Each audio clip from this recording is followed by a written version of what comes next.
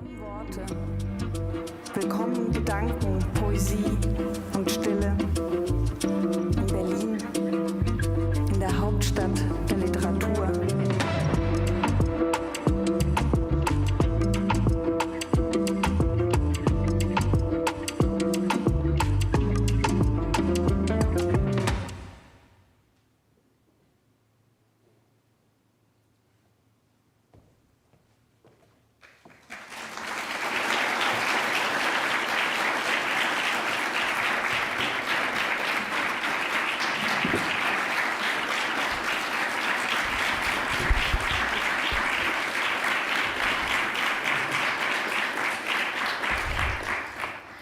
Hello, welcome everyone to a queer Southeast Asian poetry night. I'm so excited to introduce you to three brilliant artists. I said three, but is the third one here? Yes. Okay, hello Norman, hi to have you digitally here. Norman joins us from Jakarta, right? Oh, we don't hear you yet. Oh, sorry. Now. I'm in Bali right now, so yeah. What time zone are you? What time is it where you are? It's almost 3 a.m. here. That's very ambitious of you. Thank you so much for even joining in the middle of the night. But I hope everything is fine where you are. So I will briefly introduce you to the writers I have here on stage, and then we will hear three readings in the beginning, in the middle, and in the end, and we will also have some time for questions from the audience if you have any. So the first person, you saw already Norman there, but let me start still with Marilyn. Marilyn is a multidisciplinary artist from Singapore and author of the award-winning erotic poetry volume, Gaze Back. It tells the story of othering and a complicated femininity. And not only did the book won the Singapore Literature Prize for English Poetry in 2020, Marilyn Tan was also the first female to win this prestigious award. We will also hear one of the pieces from this book. Other than that, I read you really do a lot of other things. You had exhibited a mixed media, sculptural and performative installation. You perform as a drag performer, have a drag persona called Marilyn Moron, who in their own words is on this earth to look hot and act stupid and to give people confused boners.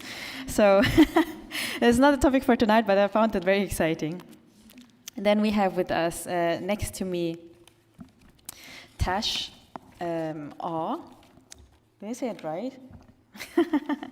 Tash was born in 1971 in Taipei to Malaysian parents and grew up in Kuala Lumpur before moving to Britain to attend university. Right now lives in Berlin though, has a fellowship. And he's the author of several critically acclaimed novels that have been translated to 23 languages. To list four: The Harmony of Silk Factory, Map of the Invisible World, Five-Star Billionaire, We, the Survivors, and most recently Strangers on a Pier, Portrait of a Family, that will be released in German in 2 days under the title Fremde am Pier. And for his literary work, Tash, you have received the Whitbread First Novel Award, a Regional Commonwealth Writers' Prize, twice been longlisted for the Man Booker Prize, and many, many more. So it's a very an honor to have you here. And then the person we saw on the screen already, this is Norman Eriksson Pasaribu. Okay, so I practiced all the words that you sent me via voice messages. You're a Toba Batak poet and writer, or to be precise, a 16th generation descendant of Siraya Bondar of the indigenous Toba Batak in North Sumatra. This sounds exciting. Maybe you can explain more later. And their first poetry collection, Sergis Menkari Bakus, won the first prize in the 2015 Jakarta Arts Council Poetry Manuscript Competition, and also led them to win the 2017 Sastrawan Muda from the Southeast Asia Literary Council. Their book of fiction, Happy Stories Mostly, which is also the title of tonight's event, gained international critical acclaim. For example, it won the 2022 Republic of Consciousness Prize for Small Presses, was listed for the 22 International Booker Prize and the 23 National Book Critics Circle. Yes, so exciting people here, but let's maybe start by hearing their work. And the first one I would like to invite to read something, to just give us also an impression of what you're working from is Marilyn. So Marilyn, what did you bring us? I said I would stand, so I'm going to stand there and talk to you about it. Hello. They said that this podium wouldn't get used otherwise, so I'm here to help them. I have 2 poems today, and they're both from that book, Gaze Back, which is my only book, so I can read it to you. And the first one is called Nasi Kangkang. Nasi Kangkang it describes a sort of folk magic ritual that I guess Malay people in Singapore know of. Some of them may practice it, and some of them may not. I first learned about it from a toxic ex of mine who was convinced that getting a girl to cook for her was an act of anti-feminism. So this is Nasi Kangkang. I asked the internet about Nasi Kangkang. Google said, some Southeast Asian cultures believe that virginal fluids, including menstrual blood, have special supernatural powers and is commonly used by individuals and witch doctors in rituals. Google said, according to Malay folklore, a woman who feeds her husband or boyfriend with nasi kangkang can have absolute control over him. Kangkang means to straddle, squat, because you don't raise your leg to pee. Queef, because you're claiming property. Spread your thighs like a rumor, split the Red Sea so you can keep your marriage together, like a shitty science experiment. Take part in the water cycle above a pot of fresh cooked rice. Let vapor condense at what the MalaysianLife.blogspot.sg calls your muff, to rain down upon the buddy field of your Philips rice cooker. The idea is witchcraft comes naturally to women, but which women? Okay, but then my hubby say white rice too fattening, then how? The caloric intake of nasi kangkang is half that of swallowing your pride. Okay, but then I sometimes forget to wash my down there. Sometimes wash already, still very smelly. I scared my boyfriend eat already, recognize my cao jibai. The hot air rising from the cooker has a tightening effect on your love hole, like brand new. So after the rice steam, his one will also cock steam. He will stop calling your labia flaps roast beef after you use your pleasure cooker. Okay, but then nasi kangkang is fake one. Then how? I asked the SG forum. They said, is it cai peng? They asked, steamed rice, where got kangkong? I said, sian. You all multiracial society, macam like don't know other cultures, sia. Like never eat nasi lemak until jelat before, so not boleh. Cannot make it one. Like that, I own self answer my own question.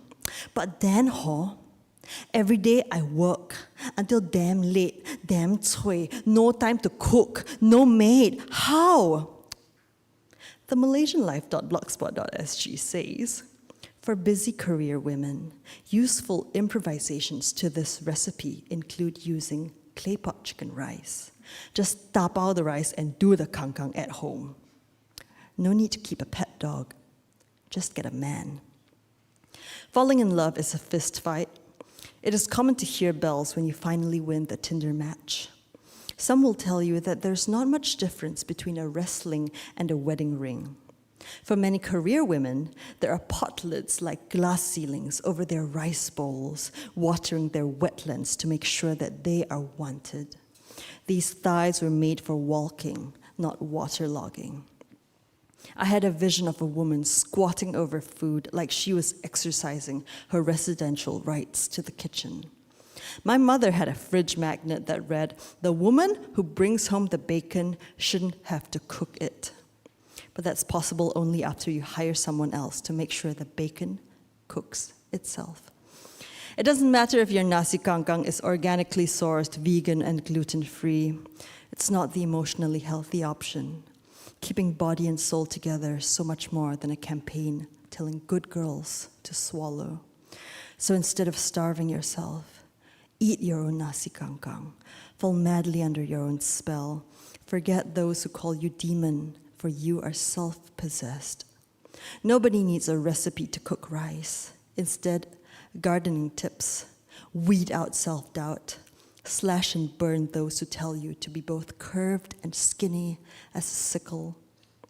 Pluck up every impulse to sink claws into flab and perish the thought that you are hungry only to please.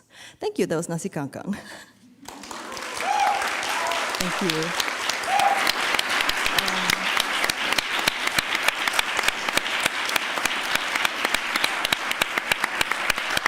Okay, I will read one more. We have a few minutes. We have time. You have all the time in the world. We have some time, not all the time. Okay, this is an excerpt from a poem about Jesus, whom I imagined as a teenage girl.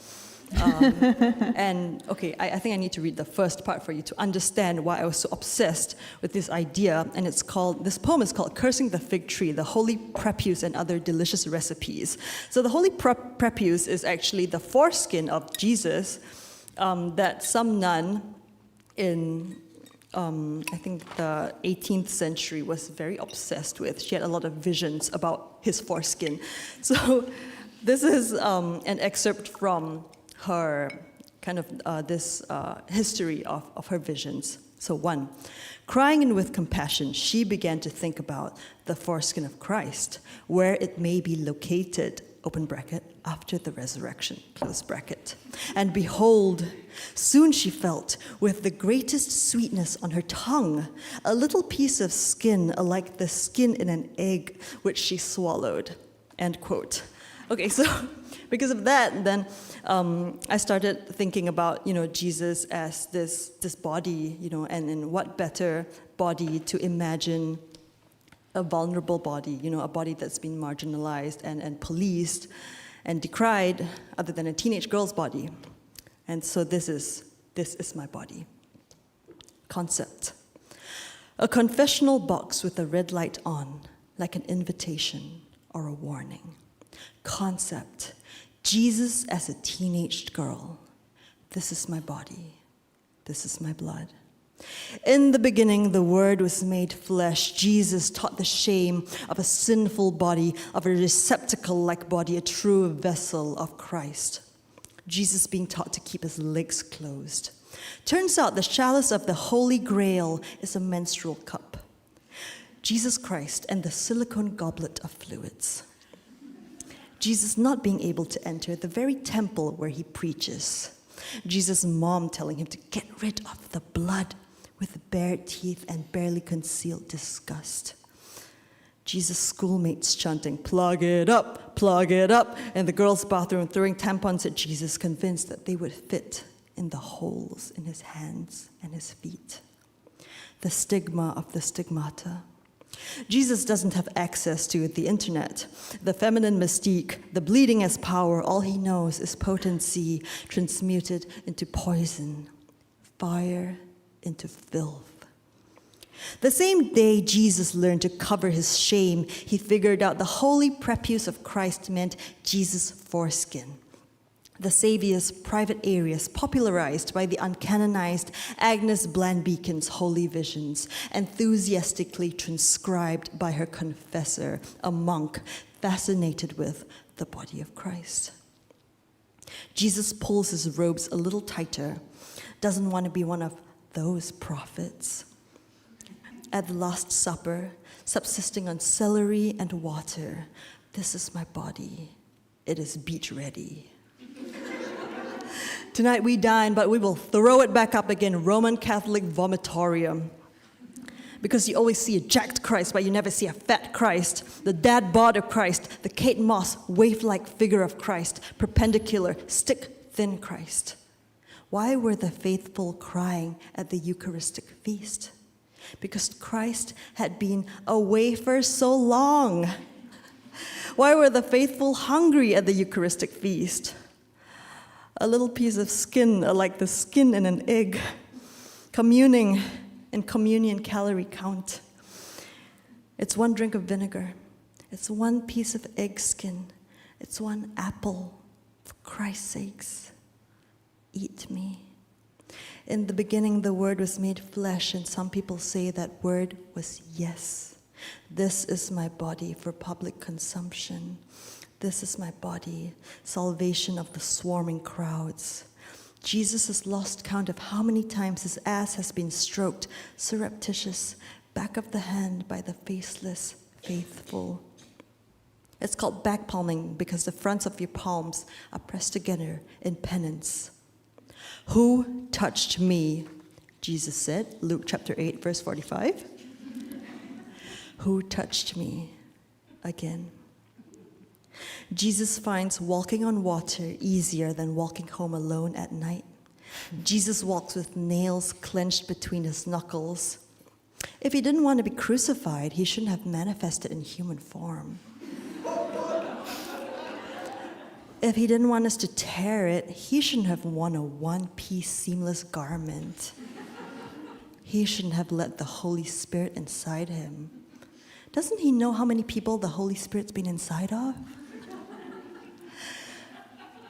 Maybe Jesus still awakes, dislodged some nights, the memory of thorns crowning his temples, and the only way he survives is by resurrecting the incident. But this time, he controls who flagellates him. Whiplash trauma requires exercise to heal.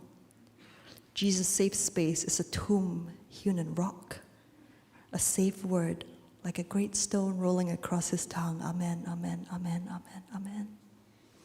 They nailed him to the cross with his legs closed, like a good girl. Like a good girl, Jesus, crying silently in the Garden of Gethsemane so as not to wake the others, allowing Judas to kiss him rather than resist him. Jesus still can be a cool girl if he wants. This is my body.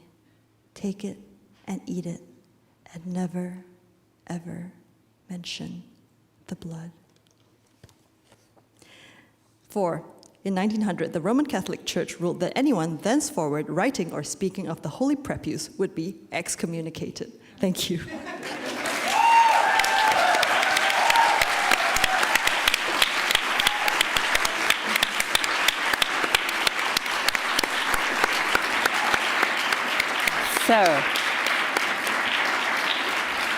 So this was Marilyn with two of your poems, and I loved what you wrote in an op-ed in herworld.com in November 23. You wrote, "My bread and butter is pointing out the flaws in the well-oiled machinery of Singaporean culture, what it values, whom it throws away." And we see that you use very daring images, explicit, vulgar, we could also say language. And I was wondering, because it's pretty much the opposite of the stereotypical soft-spoken, well-behaving, whatever, good girl, Asian woman.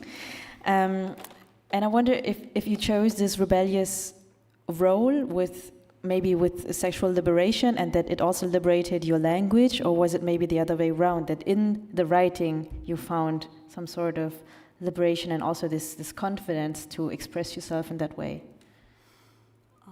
Can I move this? Yes, of course, please. Hi. Yeah, I think that it came from rage. So as you can see, the teenage girl that Jesus was had not a very good time being a teenage girl, and I think that sort of rhetoric, the idea that you as a woman or as a young girl have certain things that you can't cross because you're ladylike, or there are some things that are expected of you to be good. That illusion was broken for me from a very young age, because I was, shall I say, thrown out of school for having lesbian sex in a school bathroom. So, from then on, my entire worldview kind of shifted from, this is wrong, but also I felt very betrayed by, all of the authorities that be, everybody who was supposed to protect me and help me and, kind of treat me like a child, but instead, it was this entire moral panic about gay sex. And I think because of that, I started thinking about feminism and what it means to be in a body that constantly has violence sort of, enacted upon it.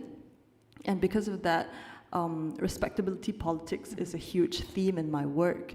And I do trade, I guess, very intentionally in the obscene and the vulgar and the kind of, I call it writing towards the ugly, like saying the ugly thing, because I think that when you do that and you tear that apart almost instantly, then it's very hard to ignore what you're trying to say.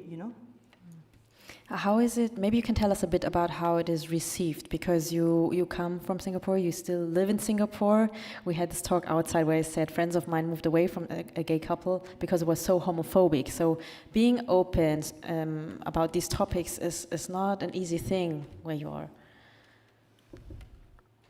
Yes, and I think that as somebody who lives in Singapore and is an out queer person, it's sort of my responsibility to push against homonormative assimilationist politics, trying to bridge the fact that not everybody gets to pass as respectable, And because I don't think that I got much flack for the book. In fact, everybody was telling me how much they enjoyed it, which was a great surprise because I thought no one would buy anything, So I wrote the book imagining an audience that was very specific, an audience almost exactly like me, and it just surprised me so much how many people enjoyed this very Catholic kink exercise in queerness, yeah.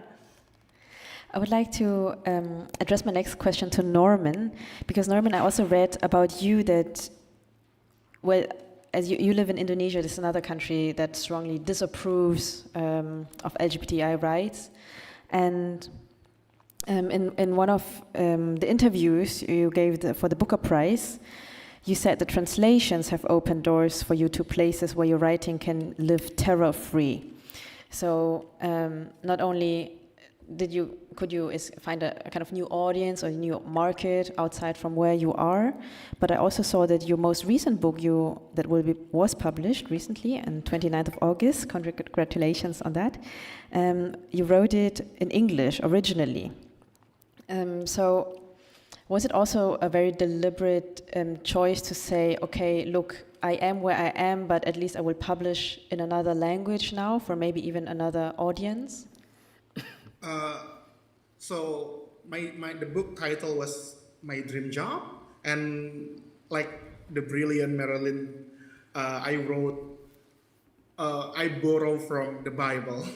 So the job in the title refers to employment and the Gentile Old Testament prophet job. So I wrote in English not because I want to. I kind of hate writing in English, but then English goes with the opportunities that were given to me over the years, and then writing allows me to travel, and then I could see the world where my parents couldn't. So I kind of like struggled with English since the first time I went abroad. So I kind of like tried to write the book in it, kind of. So that's basically it.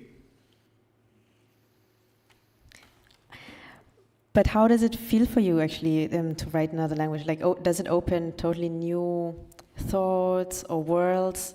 For example, I notice I have different personalities in every language I speak. So my poems in Indonesian probably more kind of like embedded in my life, living as a queer in Indonesia. But my books in English often play with how I experience English. Like, for example, during my first trip to the Philippines, it's my first experience being abroad. I didn't know the correct pronunciation for devout is devout. I thought it was devote, and then it's kind of sound like default. So it's kind of like to be default is to be default somehow, and it's kind of like, I don't know, at that moment when I realized that my pronunciation of the word was different from the native speaker, kind of like, that's the devout and default, that's like Indonesian mind in short. So the book mostly plays with how I experienced the colonial language. Let's hear maybe something from your new book. You brought an excerpt for us. Yeah, I will read a poem called Posh Hat. So it's kind of like, as a queer, I think I was often asked, like, how do I have sex? What kind of like things I do in bed? So I kind of like hate the idea of being queer in Indonesia is quite like comparable to like being under microscope all the time. So I kind of like, what if I write a poem where there is no heterosexuality anymore? So I will read it. Posh Hat.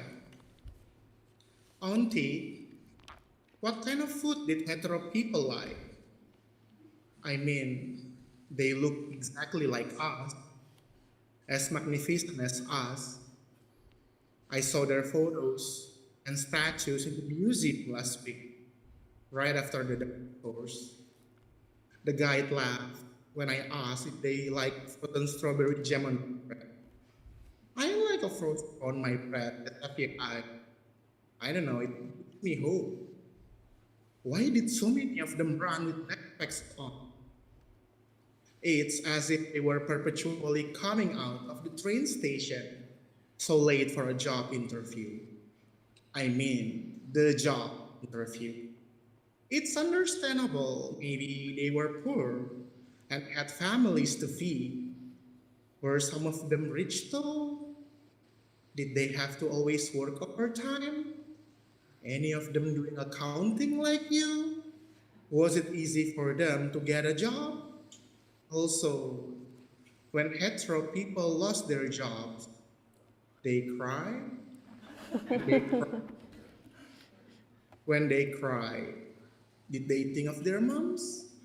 I mean, the younger version of their moms.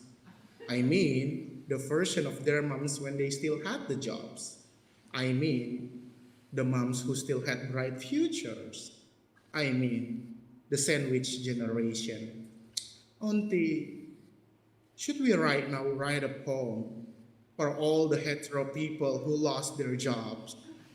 For all the odd hetero people who cried alone on the train platform at night, too afraid to go home? All they could think was jamless bread. I'll write sandwiches, of course, but I also want to flowers bloom up. I don't know. Anything floral gives me life. Do you think they would appreciate this gesture? Did they ever get mad? Oh well, no one despises flower, obviously, unless you have allergy. I wonder now whether hetero people ever had an allergy to something that they decided to kill. Auntie, were some of murderers? It's quite wild to think so though. They look exactly like us, as beautiful, as magnificent as us. To be honest, I don't want to think about it. I prefer a blue planet full of living beings. But if some of them are here, if some of these hetero people are here and want us dead and we tell them to leave us alone, will they? Thank you. Thank you.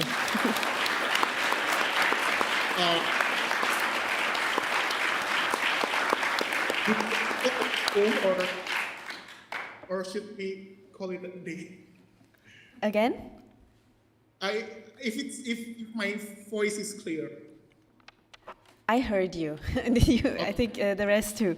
So thank you very much for reading this part. I find it also so beautiful that in your language and in your writing you create a utopia that is maybe not right now there, but that might be. And also this is certainly true for your first book, not the first book, but the book that now also became the title of this event, Happy Stories Mostly. And I would like to actually also jump to this title, because there's something that you refer to. This is the search for happiness, but it's almost but there's also this mostly in it. So there's this notion of almost that is always there, and that is also part of so many people's lives who experience discrimination, various forms of discrimination. And you maybe have put it even best in the opening of your book. There was just 2 sentences that I want to quote. To almost get in, to be almost accepted, to be almost there, but at the same time, not to be there, accepted, in. So in a world where we celebrate Disneyfied heterosexualities, for queer folks, what is happiness? And I find this a very profound question that I would like to direct to actually everyone on this panel, whether this search for happiness or the state of being almost there is something that is a driving force for you. Maybe it's also the lack of happiness. You want to start, Norman? But first, I think as a queer, sometimes when I was younger, when I like a boy, I wonder if he's gay or not. So, but I think as an Indonesian, most of the time, I kind of like wonder the next person are they hetero, like are they queer friendly? So sometimes the question also very kind of like different from what hetero people imagine about us. So when I write, the title of the book actually came from a Goodreads review of my previous book.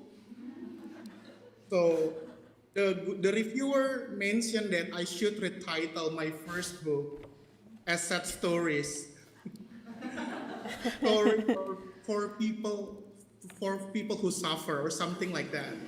And then I kind of like, okay, I want to make fun of this review by make another book, and I will title it Happy Stories. Because sometimes I think people like happy gays, happy queer, happy lesbians, happy trans as kind of like they want us to be like the model for progress, kind of like their progress poster person. But then also sometimes the joke was, in my book, some of the poems talk about growing up in a floating area. So kind of like, if people ask, are you most oppressed as a queer? I am most oppressed as a person who lives in floating area. But then it's kind of like often ignored because when people see queer people, they kind of like, diminish our problem, like kind of like make it see us only as a queer, like put us into a box. But then social oppression is actually quite complicated, but then it goes ignored. So yeah, sorry. No reason to apologize here. How is it for you, Marilyn? Is happiness a category in your thinking? I read more that you are more striving for pleasure. Yeah, I think it's more like I am happy out of spite. I think Norman's saying something. What did he say? He's muted. You're muted, Norman. Sorry, but I think you were agreeing. I don't know. Yeah. I think because, you know, if you hear Norman's work and obviously mine, there's a certain naughtiness to it, right? And I think that naughtiness comes from pleasure, but also sort of like a commitment to queer joy, because, you know, people always ask, like, why are you gays also cranky? Like, where are all the happy gays? And we're like, you killed them.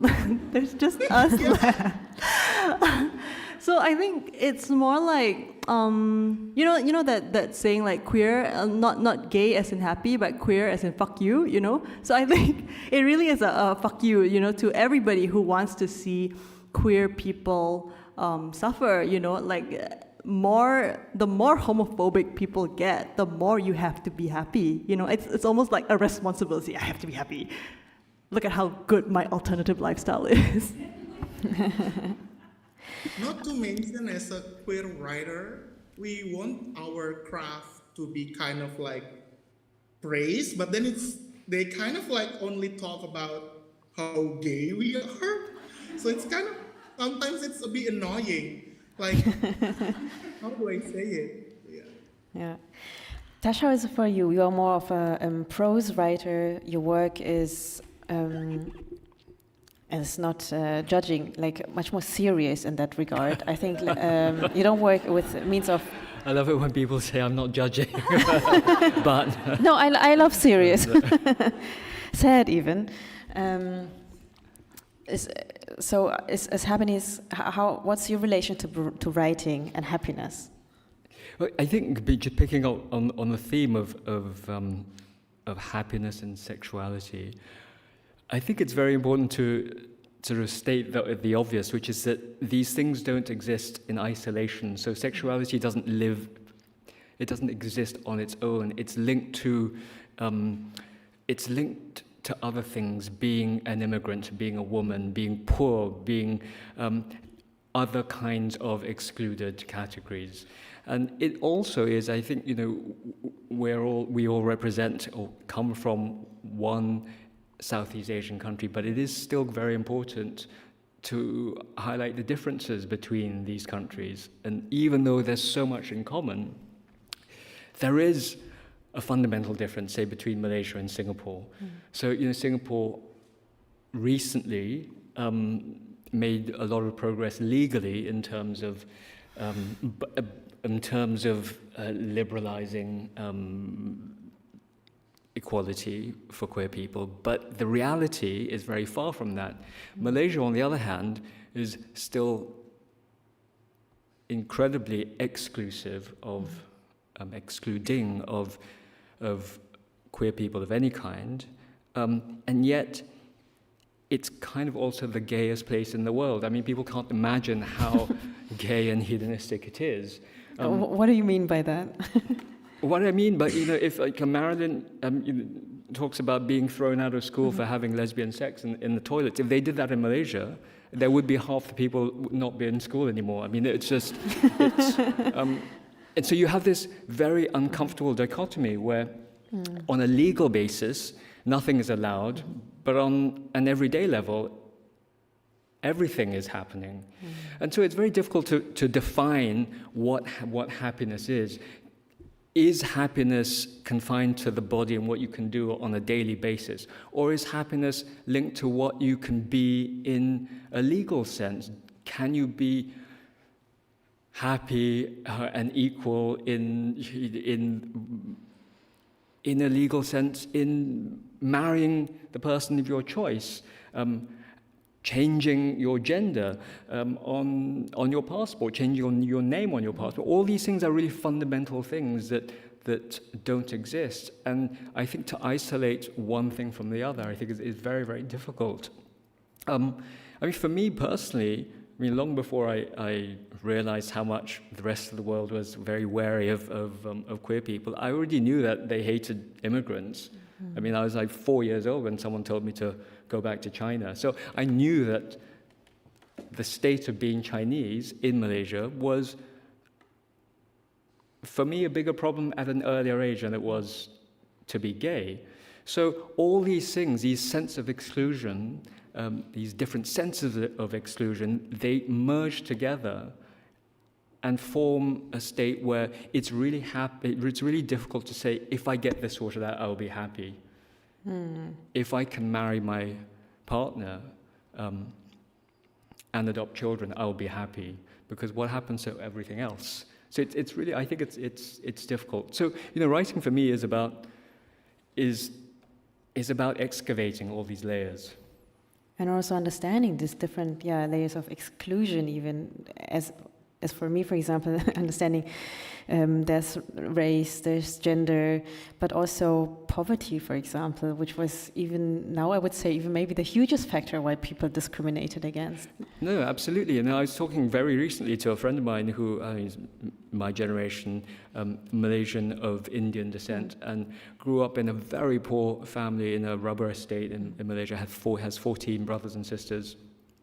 And has known all his life he was gay, and people always say to him, it must be really, really, and he worked incredibly hard, has a doctorate and now has a very fancy job at the UN as a medical officer, and people always say to him, it must be very, very difficult being gay in such a situation, and his answer is always like, that came after being poor. Being poor is the biggest thing, and then it was the knowledge that you just don't have the same rights as other people, no matter how clever you are, no matter how hard you work at school. And so, all these forms of discrimination merge into one, so it's very hard to isolate one or the other. Yeah.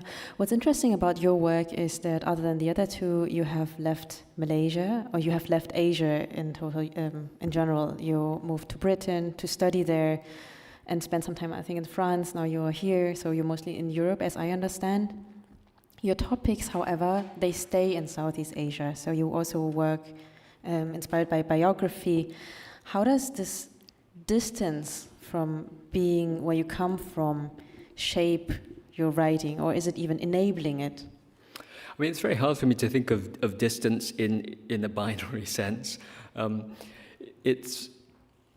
think we used to live in a world where you either live in one place or you don't live in one place.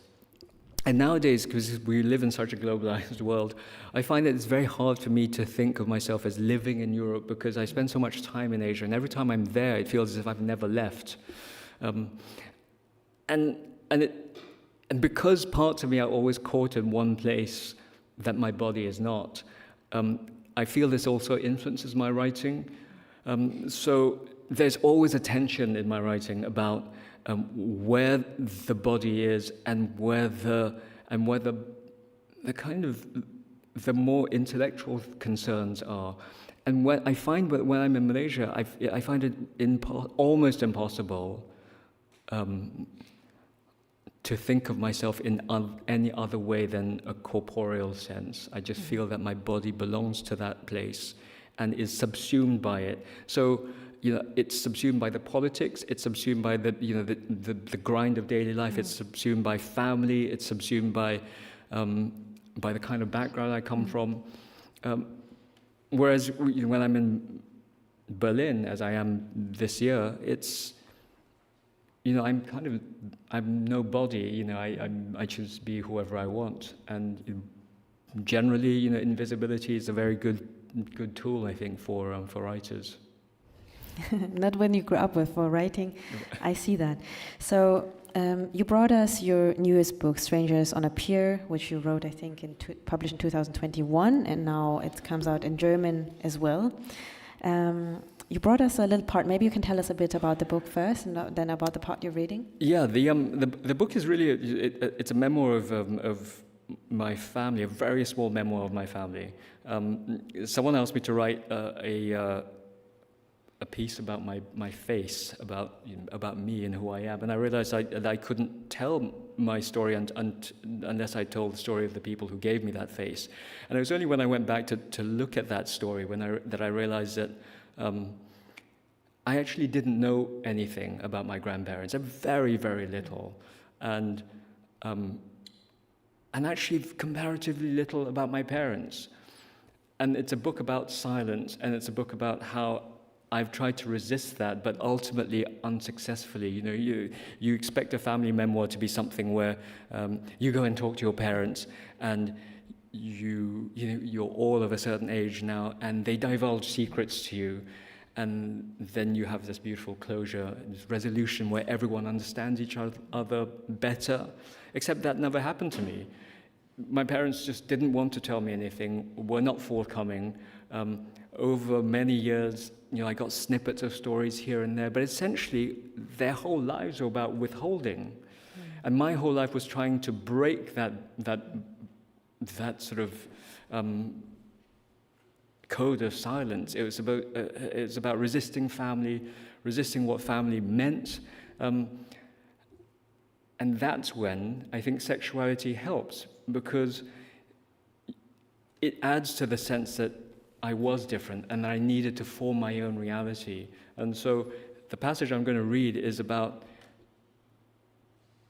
being knowing really quite in a very visceral sense when I was about 12 or 13 that I just couldn't belong to this family anymore. Even though I loved them very much, I had to leave, and not just because I knew I was gay, but because I knew that I wanted to read, I wanted to have a different kind of life that was prepared for me.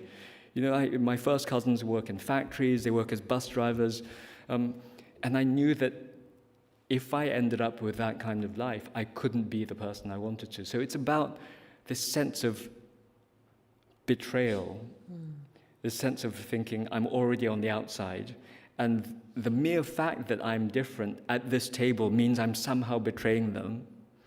And it's also a preparation for the further betrayals I know I'm going to commit later on just by being who I am. And getting more far from this family. Yeah, absolutely. Okay, let's hear it. So it's Norman's very happy stories, as usual, for you.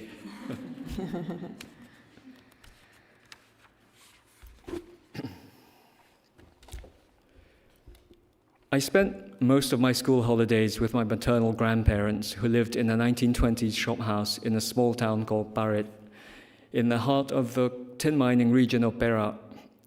It was a happy, generally uncomplicated existence. My grandfather spoke only Hokkien and Malay. My grandmother, his second local-born wife, spoke Hokkien, Malay, and good English. They lived in the house with my uncle and aunt and their children, a large Chinese family in a largely Malay area. My relatives on this side of the family had an often told, uncomfortably messy history. I knew where they were from, heard stories about my grandfather's early days in Malaysia, knew how he met my grandmother. Towards the end of her life, she, unusually for a woman of her generation, told me how she felt about my grandfather, told me about her doubts about marriage and of wanting to flee, which of course she would not have done, as it would have been impossible, yet she had thought about it. It was a family whose past and present felt resolved, far from perfect, yet allied to a time and place that gave them a solid, rooted identity. And so I too wanted to fit in, wanted not to be seen as a prissy urban dweller who didn't know the ways of the country. I helped out in the shop. It's a kind of general store in a small town that sold school uniforms, soap, underwear, and I pretended to be one of them. When old Malay ladies came into the shop to buy talcum powder, I affected a local accent, dropping all traces of city slang. And when hanging out with my cousins, I changed my cultural references, picking up on the same shows and music they were into, not the same as the ones my friends back in Kuala Lumpur enjoyed. But all along, I was plagued by a sort of anxiety, a low-level fear of something I couldn't articulate until I was in my 20s. The knowledge that I was an imposter, that I would at any time be revealed as an outsider, a precious city boy, a nerd, a snob, someone who was alien to his own family. I worried that they'd look at me and think that I wasn't one of them, and that would be awkward for them and for me, because most of the time, I was definitely part of the family. But what to do then with the sudden appearance of a stranger at the family table? By the time I was in my mid-teens and reading long novels, sustaining the right kind of vocabulary and slang in the countryside became harder and harder. The ideas in my head started to seem impossible to express with the language I knew I had to use to fit in, and occasionally I would let slip a word that betrayed me and revealed me as a fraud.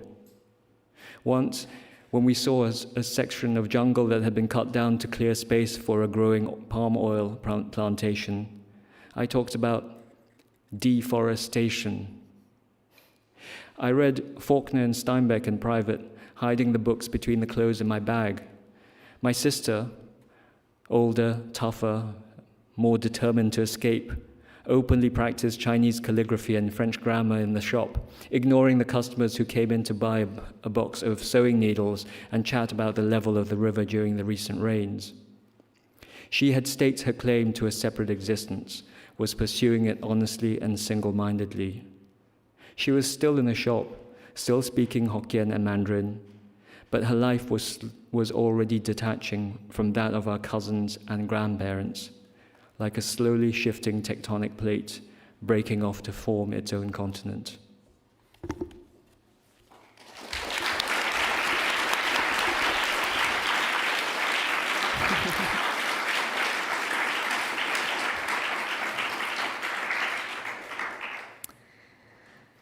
Thank you so much. I would say we can already now start opening to the audience. If you have any questions, if you have questions, just raise your hand and there will be a microphone. If not, I have also questions prepared. Yes, here in the front, please.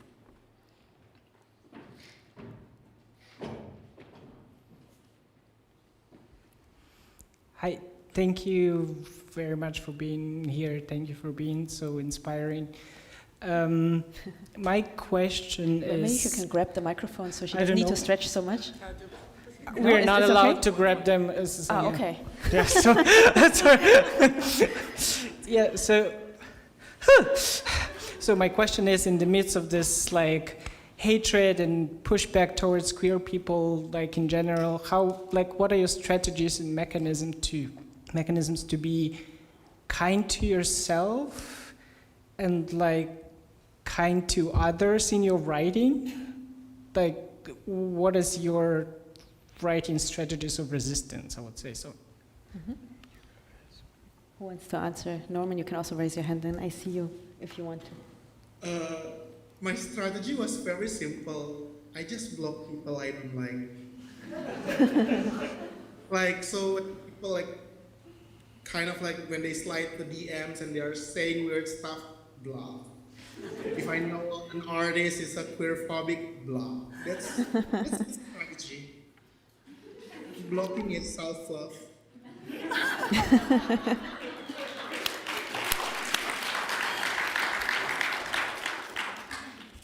I think I'm the opposite. I reach out to community. I start throwing myself into projects and organizing around community. And I feel like, I mean, what Tash said is true, you know, like as somebody who, you know, has a lot of privilege in her own country, you know, someone who's Chinese and I guess like, you know, middle class and blah, blah, blah, able-bodied and so on. It's easy for me to kind of like take risks where other people are more vulnerable. So I would rather spend the time building things for community to come together and, you know, hang out and create safe spaces.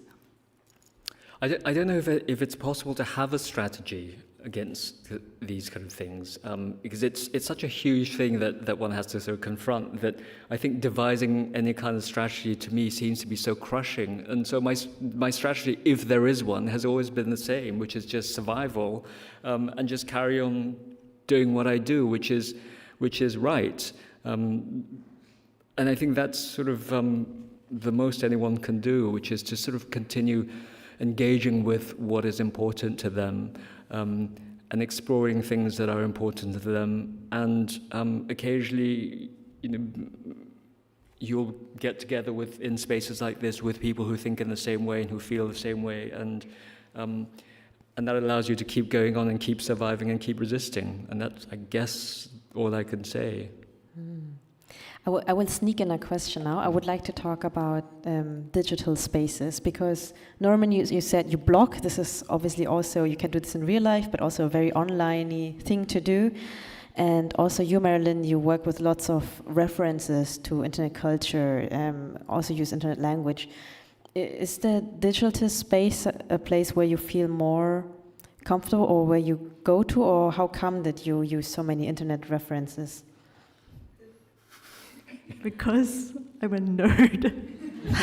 I live on the internet. No, I think because a lot of queer people, I don't know if this was your experience, but I think most queer people find each other on the internet first, right? They learn about queer culture from the internet. And because I think it's also a form of cultural imperialism, right? You learn about white people queerness, then you start using the language of Western queer culture for your own, and so it's kind of a cultural import. But because of that, I think I found a lot of communities and online spaces. I used to be on 4chan a lot. I don't know if you guys know what that is. It's basically the asshole of the internet. And I think that's also where I kind of get my sense that people will be mean to you and people will be sarcastic. But if you can be more of a cockroach, then you can fight them. You can be more mean back. I've been empowered that way. And you maybe also find your audiences also online. Further questions? I will look back. I don't want to steal the question time. No. Here.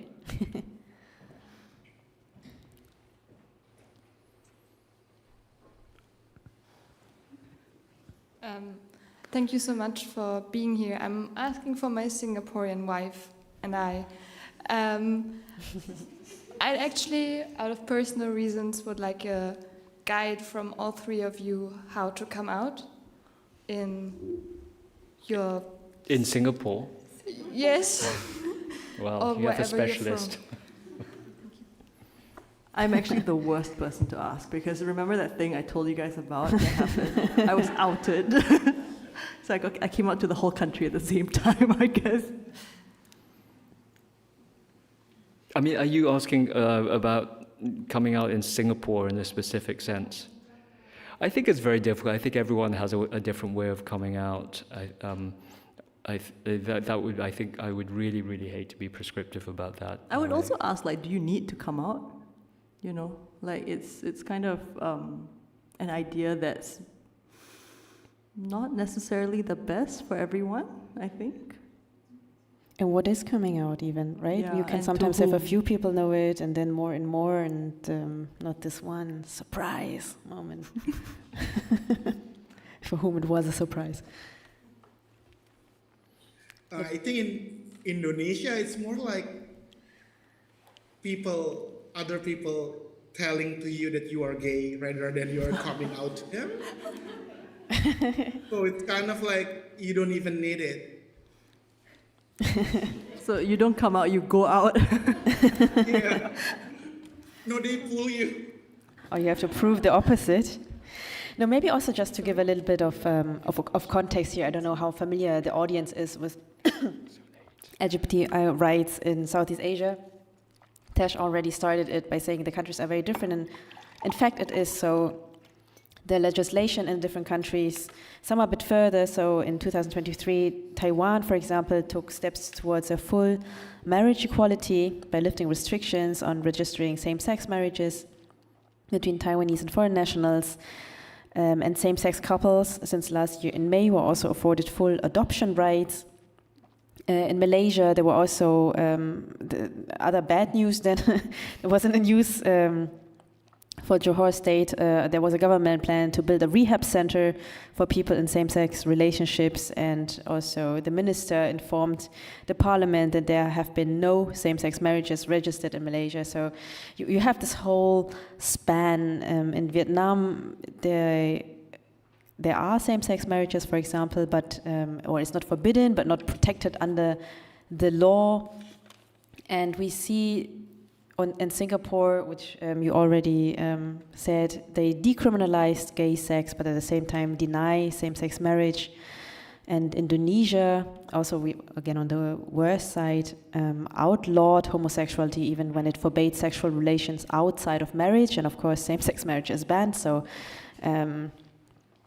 But the interesting point is, and Tesh already spoke about it, is that this legislation does not always represent the popular view on LGBTI rights. So there was a Pew Research Center survey published last year in November that found, for example, that the majority in Vietnam, Thailand, and Cambodia were in favor of same-sex marriage. But the legislation is not as far, while people in other countries like Singapore, Malaysia, or Indonesia strongly disapproved. Philippines was not surveyed in this one. So we really do have the full range, and I wonder, are you also navigating through this full range somehow? Do you sometimes think, maybe I should go to another Southeast Asian country, or is I am where I am and surviving is the thing I'm gonna do? You go. It's fine. Well, you left, or you say you don't. You didn't leave. It was complicated. I think the word "left" is so violent, and it's not. It doesn't also represent the truth, in that you can leave in a sort of 9 months out of the year sense. But what do you do when you still have the passport of that country? What do you do when you still have to be subject to the laws of that country, and when your whole family are still there? So it's not so clear cut. I think it's also important to point out that Thailand recently legalized same-sex marriages. So we're talking about a region that is in the process of change, but obviously also facing huge fight back by conservative forces.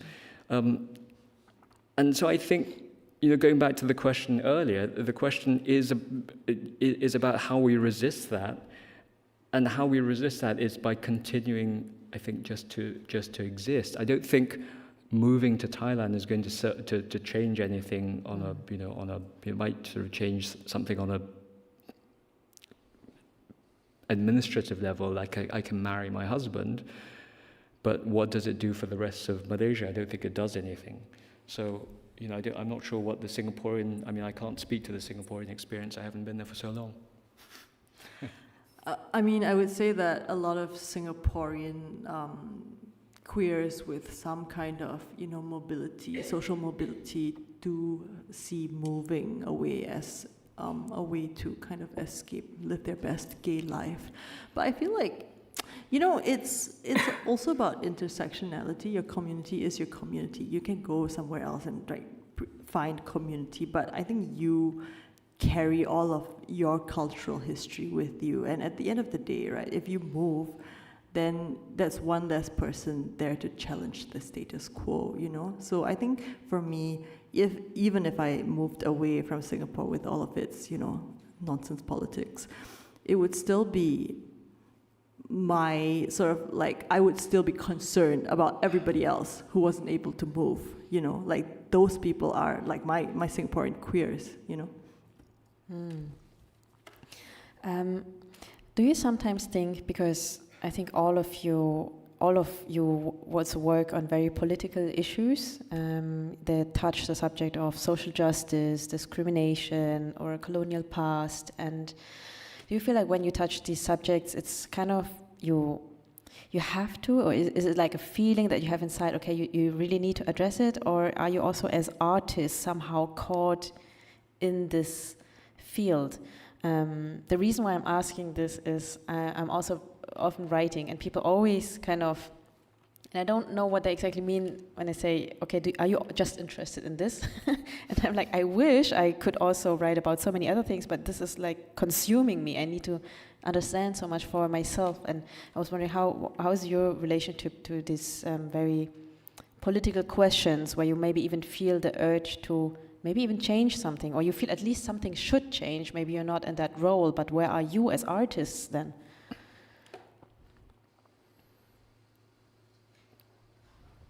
It's such a huge question. I think if you one of the reasons that I choose to move myself and work primarily outside of Southeast Asia is that whether I'm writing about queer subjects or about any other thing that's deemed to be controversial, as a Southeast Asian writer, we are all very, very aware of what is going to be censored, what could be censored, what might be censored, what is grey area, what is safe, and those boundaries are always changing. And that's something that I think writers writing in the West don't quite understand. I think, you can write something and risk being cancelled, or you can write something and have people send you abusive messages on Twitter, but you are not going to get the police knocking on your door because you've written an op-ed in the New York Times about something perfectly innocuous, and you don't even know what you've said. You kind of have a sense of what might have been, might have crossed the boundary, but generally those things don't happen in Europe. To be perfectly honest, in most Southeast Asian countries, it's criticism of the government that lands you in the biggest, most immediate problem. So that will cause immediate trouble.